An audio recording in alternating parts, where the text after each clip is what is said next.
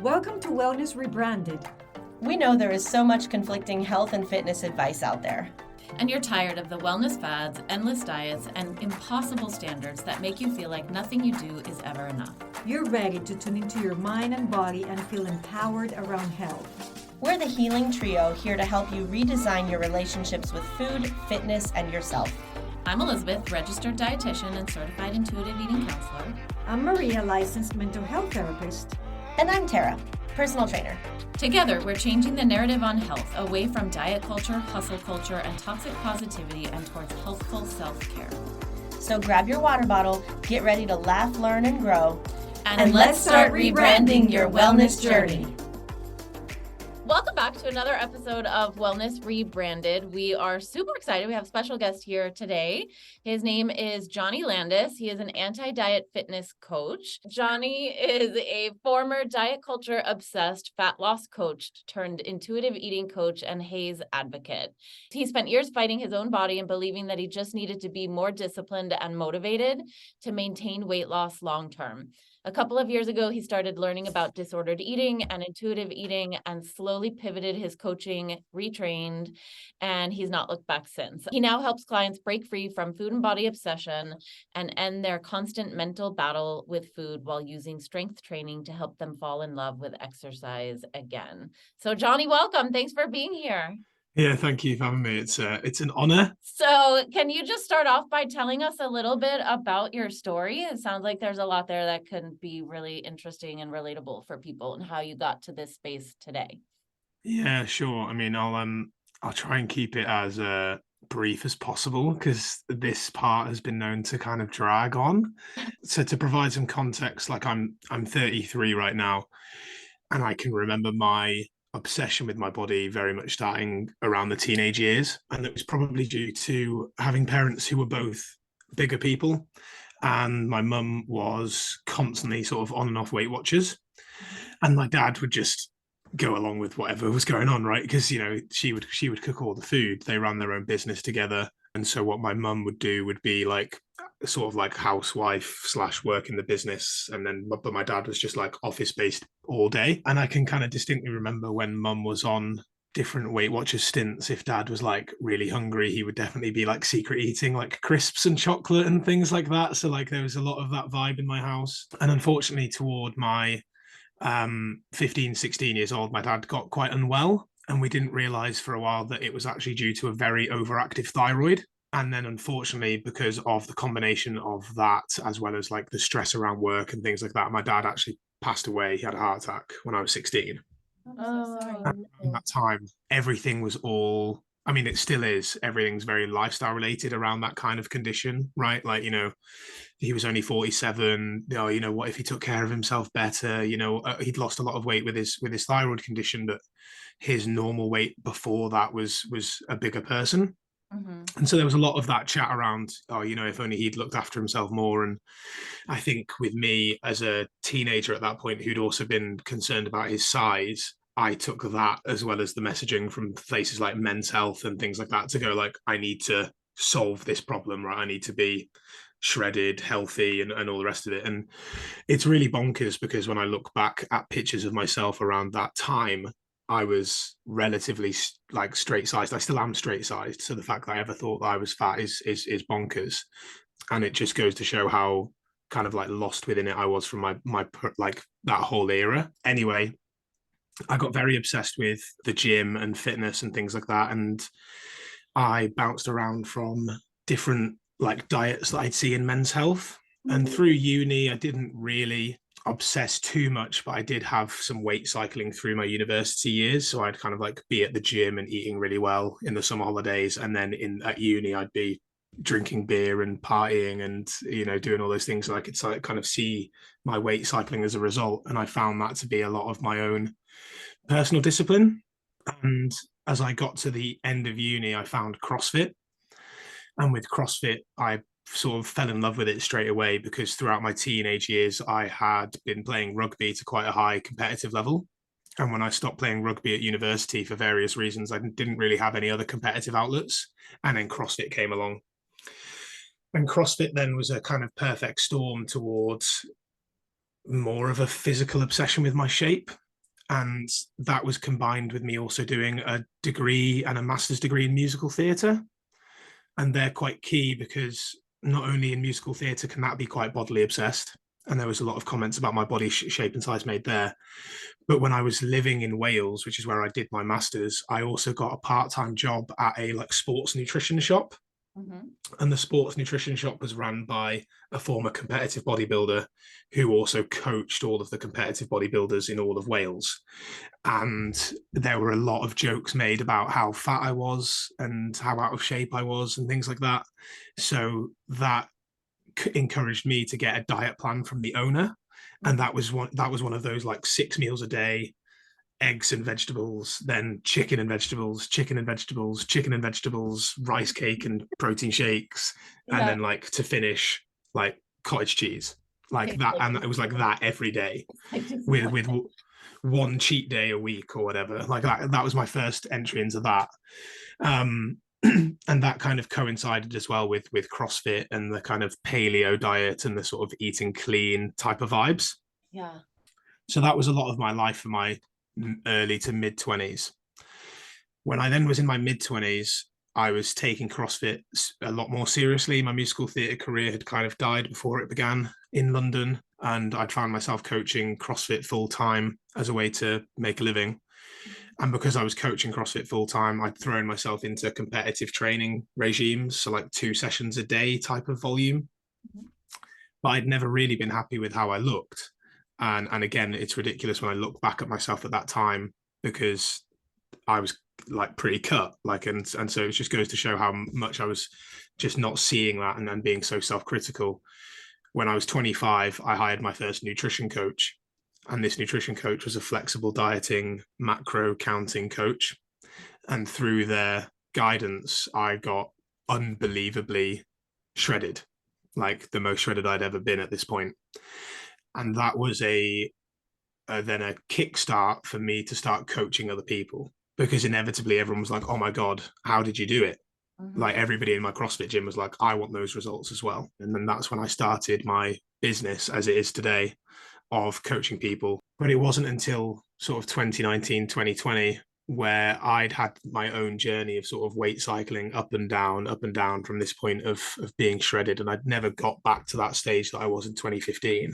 But throughout those sort of 5 years, I was either calorie counting or I wasn't, or I was fasting or I wasn't, or I was, doing something ridiculous or I wasn't. And it always felt like I had to put in such a high amount of effort and restraint to get down to that level. And I'd had some various mental health struggles as well. And it's kind of all been about my size as well as my like ability to coach others. And I was starting to question a lot of things of like, why were my clients not getting consistent results? Why was I not able to get consistent results? And so I was in the middle of another coaching certification, but this one was a sort of year-long coaching certification, all based about motivational interviewing and like change psychology. And it was part of that program that introduced disordered eating. And that was the first time I'd seen sort of like a list of like disordered eating behaviors, as well as the mindset behind disordered eating and the obsession behind sort of body dysmorphia and all the rest of it. And as I said in my intro for your show, that was like a light bulb in my head where I sort of saw the writing on the wall. It was like a diagnosis of myself. And that was when I started to look into things like intuitive eating and everything the intuitive eating book said about, binging and overeating and obsession around food and obsession around body being kind of causatory to the dieting behaviors and having that sort of diet cycle of failure all made total sense to me. But for a while, I struggled to toe the line away from being a fat loss coach or believing in sort of fat loss. I sort of thought, oh, well, maybe if I solve my eating behaviors in an intuitive way, my body will sort of settle down to, I'll be slimmer again. But that didn't happen. Yeah, it's such a normal part of that process, I think, you find yourself in one world, you start learning about intuitive eating, you want to move away from it, but you're kind of like fence splitting, as they say.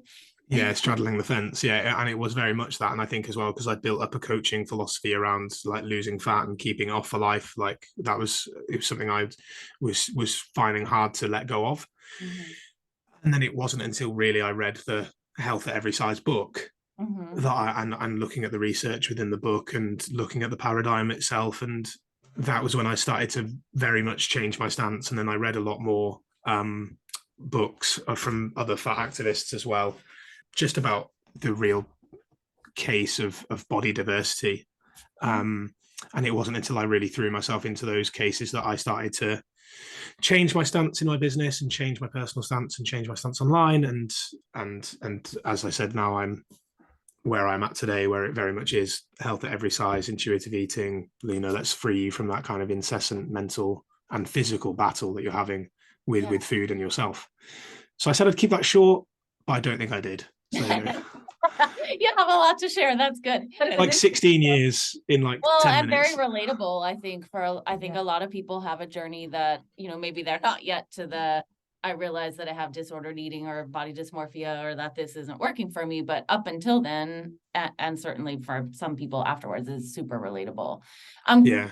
No, I'm thinking even sometimes we don't realize that the stress that this can cause.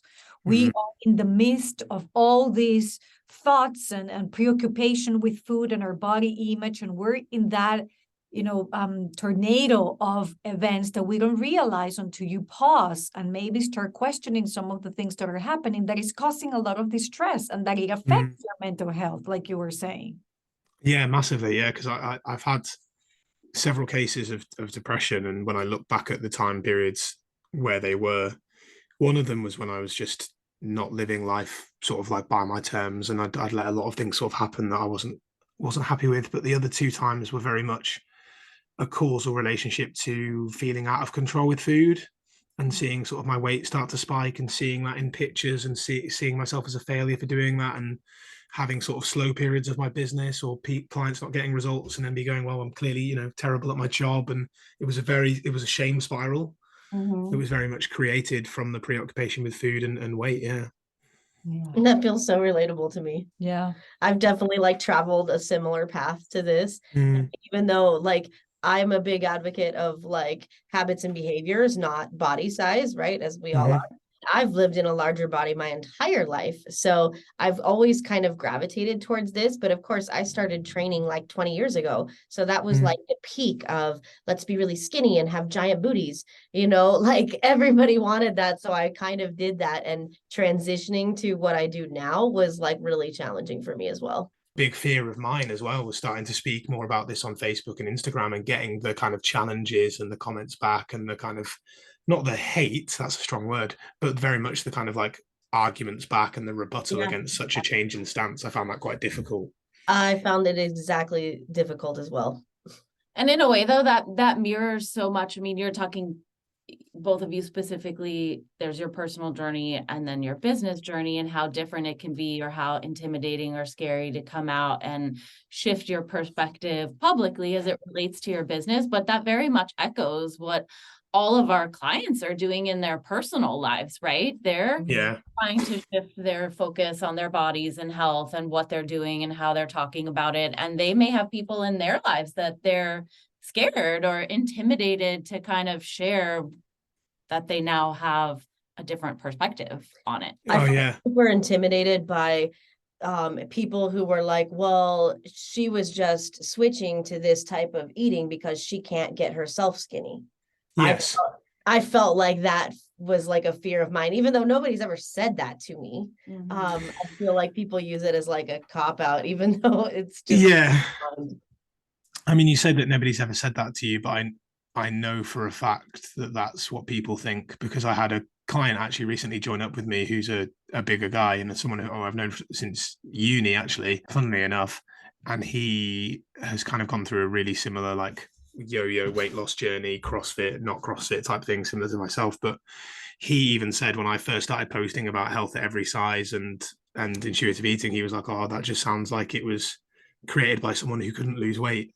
And I was like, right, so it is a thing that people think. But obviously he's come around now throughout my content because he's now working with me. I think with guys that there's a lot more of the personal responsibility narrative, because as guys, we sort of throw ourselves into things quite extremely, and we'll see quite a bit of progress quite quickly. Progress being like weight loss, but because it's unsustainable of how sort of strict we're being, or extremely approaches, when we inevitably fall off the wagon, for want of a better term, it's like it's our fault for not being disciplined. And then the weight regain it's a personal responsibility failure, because it's very much like all or nothing, but it's like either extreme this way or extreme this way, rather than, as you mentioned, healthy behaviors. Yeah, and certainly a lot of people, no matter their gender, feel that way. But I'm curious how you think, or if you think the experience of diet culture is different for men. I think it's just the wording and the language. Like if you spoke to guys and asked them about diets, they probably wouldn't say that they've ever done diets. Like, I've never been to Weight Watchers or Slimming World or done keto, for example. Although I followed the paleo diet for a while, I wouldn't have seen that as like dieting. I'd have seen that as like, oh, I'm just doing a lifestyle change, or something like the Whole30 or clean eating or things like that. It's very much a nutrition program than anything else. And I'd say the experience with guys, it's more about being lean and like high energy and high performance. And there's a lot of that around, like the kind of biohacking and fueling the optimum lifestyle. It's all sort of very much like that. And there are some pages that I've seen where it's very much about like being an alpha male or like a warrior, like alpha dads, work out in front of their kids and like, do walking lunges to get the milk, that kind of thing.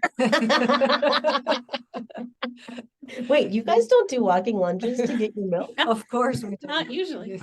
My guy's on the corner of the shops, corner of the road. So I just walk in, I would just lunge there and back. There you go. That's so funny. Sounds like you're gonna be sore. Well, also I have a teenage son, and I notice sort of a trend when his buddies are around the house. There's a lot of talk about bulking up, especially at that age. Like, it's still that they're still wanting to sort of change their body, right? A lot of them are sort of naturally lean, and they just haven't filled out yet. They're young guys, but there's a lot of pressure and focus around that. Yeah, and I'm trying to think about, because I talk a lot about male body image on my page, and I use sort of superheroes and Marvel heroes and things as the kind of like that sort of imagery work. And I think then for guys, that's why it's about being jacked and big as opposed to being thin. It's not like a thin ideal for guys. And growing up, I don't know how much of an impact this would have had, but growing up, my brother and I both watched a lot of WWE wrestling. It was big in my era. And Gladiators was huge when I was growing up in the 90s. And those dudes were all roided out. Yeah, they were. Yeah, I watched the Netflix Nobody was documentary. natty in that. No. But it's funny because the British TV series actually did a lot better than the American one, even though it was formed off of the American one in the 80s. And I don't know about the cast of the 90s, but I'm pretty sure it was quite similar. And they've had a reboot recently of Gladiators in the UK, like a reboot of the tour, and a lot of UK CrossFit people and sort of bodybuilders and fitness influencers were all sort of selected for that as well. So it's very much about that. And sitcoms as well. I remember seeing an episode of Scrubs that I posted recently, and it was the Dr. Cox character being like, the key to my fitness regime is that I hate my body. And he's like, if I like my body, then I have lost the battle. And obviously it's tongue in cheek, and the episode actually ends well with the other doctors seeing his relationship with his partner and his work were far more important to just be in the gym all the time. But the messaging sort of rang funny at the time. I'm taking so much in, and I'm thinking sometimes we don't, as women, I don't think I've ever paused and say how it is for men, right? Because I'm focused on me and how it would affect me, and mostly work with women and teenage girls. But listening to you, Jonny, is like, wow, it's a similar in the struggle, but with different pressures that I thought about until I'm listening to you now. So I'm really taking it in. Yeah, and I mean, I think because I was talking to a mate of mine this morning, and we were chatting about when you know, people say like, oh, like in women we experience diet culture like this, and him and I were like, oh, we experience this too. But I was like, but we don't need to say that, because at the end of the day we experience what we experience, and that's why we share it. And so, you know, like I think because I've seen a few documentaries now about sport and how it's shown up, and as I said, I was in rugby and musical theatre, and then there are those different pressures. Like I remember Freddie Flintoff was hammered a lot about his weight and his size, and then he actually had a documentary about how he had such an obsession with exercise now, like he had to train twice a day, and if he didn't he would undereat. And you know, the people in the documentary were like, that sounds like bulimia. And they were like, he was like, oh right, really? He was like, I've just been told my whole sporting career that I'm overweight and that I need to train harder. And in the French national rugby team, quite a few years ago now, I think it was 10, 15 years ago, there was a centre. What was his name? I looked him up recently because I was trying to win an argument with someone online. I think it was like Matteo Bastaroud or something like that, like Mathieu Bastaroud, I think that was his name. And he was really, really good rugby player, and he was really, really fast, like one of the fastest men in international rugby at the time. But he was dropped from the French national team because he was overweight. And they said, you need to work on your fitness. You know, you're too out of shape. And it's like, he's faster than anyone on the pitch, you know, and he'd score tries for fun. He'd score tries for fun. The argument I was trying to win was with a fitness coach who was like, oh, you know, ain't no bigger person catching me on the pitch. And I was like, oh, this guy would.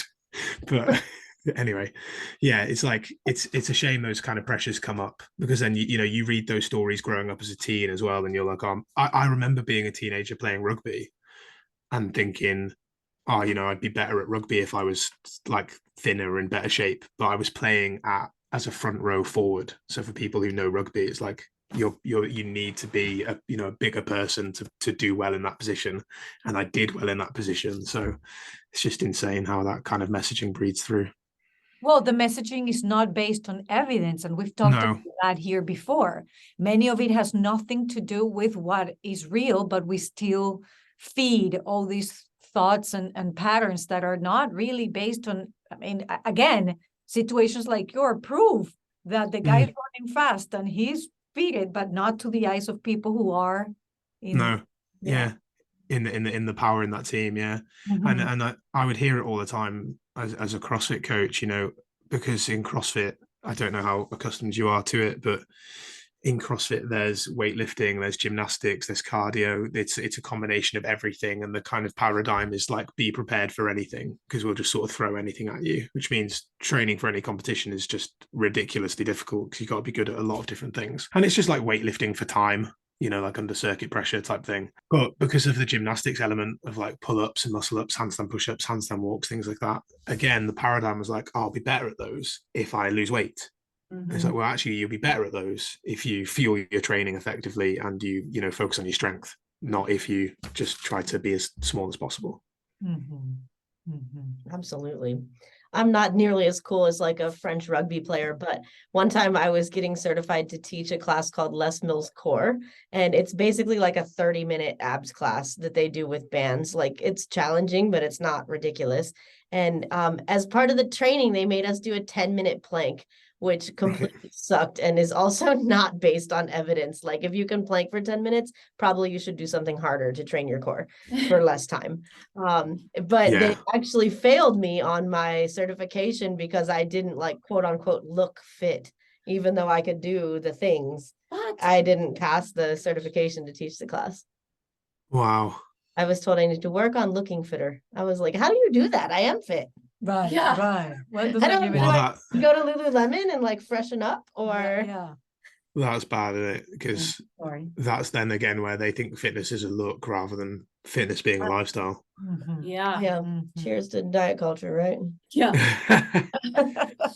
No, cheers to not cheers to that. Cheers to smashing diet culture. How about that's it? Yeah, correct. So do you think that when you're working, I assume you work primarily with men, or no? It's pretty 50-50, to be fair. And I think that's just because of how I talk about it online, and then, you know, who feels comfortable working with you, right? Sure, yeah.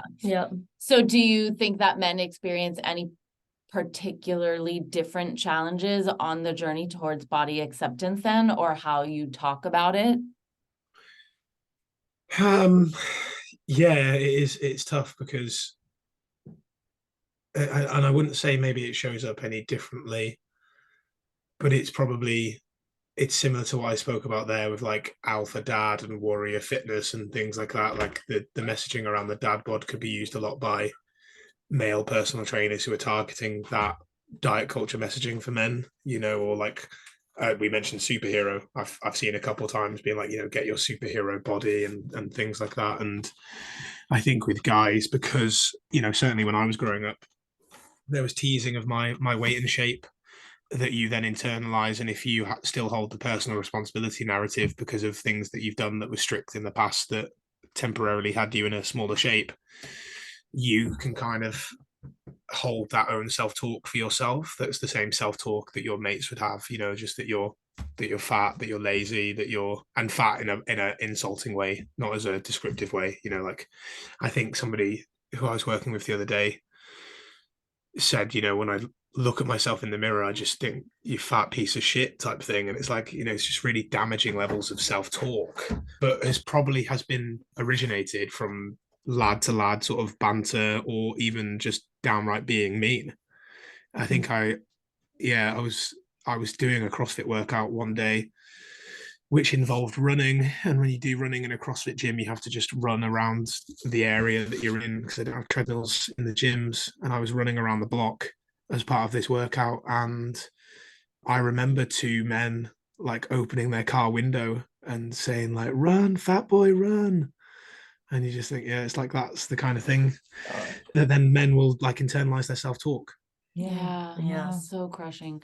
So how do you encourage people to start shifting that self-talk around body image? It's tough because body image work is a lot about accepting who you are now and placing your self-worth in a lot more than just your physical appearance, and also challenging the societal norms and narratives that like there is such a thing as like an attractive shape or a fit body, right? As we said there, like fitness isn't a look, it's an attribute, it's a lifestyle. And challenging that the person's got to be ready to start receiving that, because if you just say that to them at first, they just might be like, no, like I can't think about that. And with guys, it's probably the last thing that we work on, because at first it's probably working on the eating behaviors and everything first that pull them in. And then if we can get rid of things like body checking and weighing the self and things like that, and then talking more about what the body can do and talking more about embodiment and attributes that way, then it starts to get easier. And I think it also helps when people realize that like you're never going to get to a place where you just look at yourself all the time and you're like, man, I love the way I look. And you don't have to. Like everybody has negative body image thoughts. And I think always reminding people as well, when everybody who I work with, I say to them, look, when you were smaller, did you like your body? And they'll be like, no. And it's like, what about that other time when you were smaller? Did you like your body? And they were like, no. I was like, were you more confident? No. I was like, okay, then. So it's in a different place. So yeah, I think it's removing the self-worth with the way that they look, and pairing it much more with who they are individually as a person. That's probably one of the key ways. Yes. I have a question. As like a woman, a wife, a mother of a son, what are some things that I can do to help improve body image and anti-diet culture, specifically for the men in my life? How old's your son? He's only 3. So luckily, Okay. he still thinks he's awesome.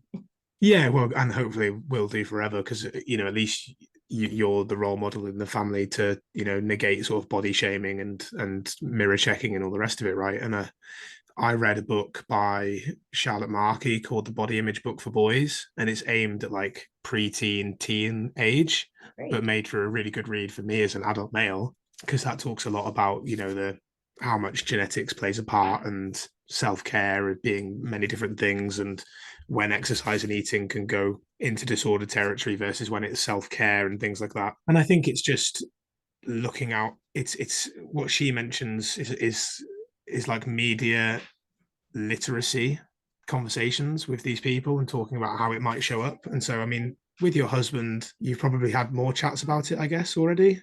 And you could probably notice like if there are issues because of comparisons to fitness influencers or superhero movies or whatever it might be, to then obviously chat about that. But I think it's always more difficult to chat with guys if they feel closed off about it, because it can feel quite like, oh, don't worry, I'm just looking after myself, or don't worry, I'm just doing this nutrition plan, or what have you. Advice I gave a woman recently, I said to them just to ask more questions. So if a guy says like, oh, I'm going to be doing this, it's like, oh, cool, like, how come? I'm like, oh, right, so you're going to count all of your calories all the time? And it's like, oh, so you do, like, why do you think you need to do that, or what's causing that? And sometimes when you reflect the behaviors as well, they're like, oh yeah, that does sound a bit extreme, or like, oh, that does sound silly, or oh yeah, maybe it's not as big of a deal as I think, and probably just noticing it early. And also just being accepting of body, I mean, for everyone, right? Yeah. We can just have an accepting conversation of body diversity. That's one of the best things. It'll be nice when we don't have to talk about bodies at all ever. Right. Wouldn't it? Yeah. I mean, it's crazy, isn't it? One of them is friends with me on Facebook, or used to be. I'm not sure if we're not friends anymore, but he posted this like mirror selfie, which I think is a David Goggins thing. And he's a straight size guy, and he just had a bit of body fat.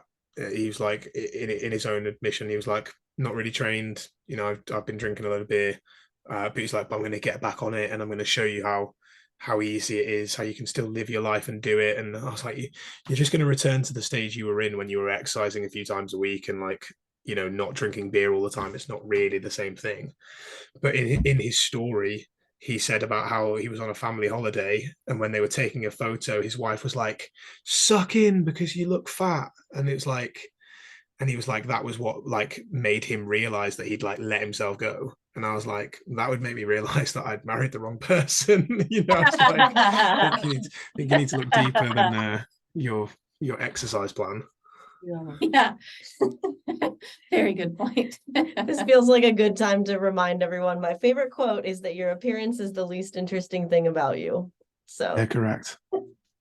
Yeah. Doesn't really matter if you look fat or not. What matters is what's on the inside. Yes. Exactly. Well, thank you so much for being here and joining us. If people would like to know more about you or more of you in their lives, what can they do? Yeah, if they want to suffer through my accent and content, then We like Instagram's thanks. Instagram's the best place. Like I post several times a day just because it's like a running stream of my consciousness as well as my life right now. It's just at Jonny Landels. So Jonny without an H, Jonny, and then Landels. Got it. Great. All right. Well, thank you so much. We're really just so thrilled for you to be here and share some of your story and your perspective. And I know, as Maria said, I think it will give people something different. It's adding to the narrative of diet culture in a really important way. And so thank you. Yes. All right. Hey, thanks for having me on. I've really enjoyed it. So nice to meet you. And you.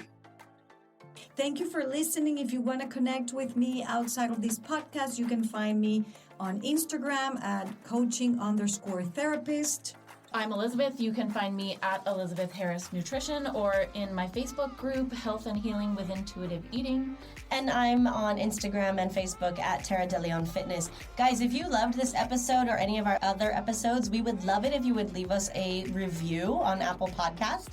It really, really helps us get the non-diet word out to the rest of the world. So please leave us a review. Yes, thank you.